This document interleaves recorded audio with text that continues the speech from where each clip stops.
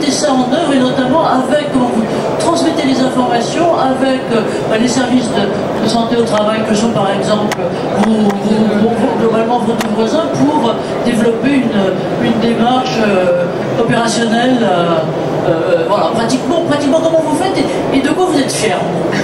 En fait, ce projet, c'est vrai qu'il a eu une première édition, donc c'est le rapport là, que je vous invite à lire et que Anne-Marie vous invite à lire aussi, mais c'est la synthèse. Et sa deuxième édition, l'intérêt et ce projet, tous les partenaires qui se sont impliqués au niveau de la région ont trouvé que ce projet était envisageable, faisable, puisque la première édition a eu un réel succès, de la pertinence et qu'il y ait aussi un retour d'investissement, si je peux le permettre, auprès des services de prévention santé au travail qui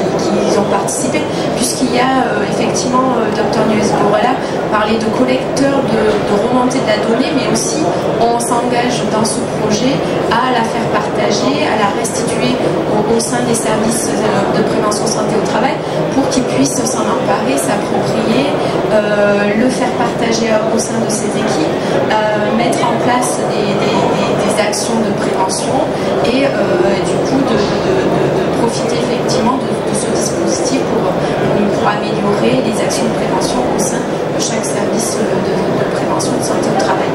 La deuxième édition du coup a été cofinancée par la DRETS, la RS Occitanie, la GFIP, parce que effectivement ils ont trouvé l'intérêt, tout le monde était unanime pour dire ce dispositif il faut qu'il continue, il faut qu'on continue à suivre les indicateurs, à suivre d'avoir de l'amélioration de la connaissance sur les salariés, comme l'a dit Sylvie, sur leur profil, sur les déterminants de santé au travail, de faire des liens entre les métiers, les pathologies, les risques d'inaptitude au travail. Ce projet il a été souhaité d'être élargi, donc aujourd'hui on est plutôt sur être plus en amont, souhaité d'être travaillé sur les demandes d'aménagement de poste, et ça c'était un réel besoin qui était remonté de l'ensemble des partenaires locaux, de travailler plus en amont, de travailler plus sur la prévention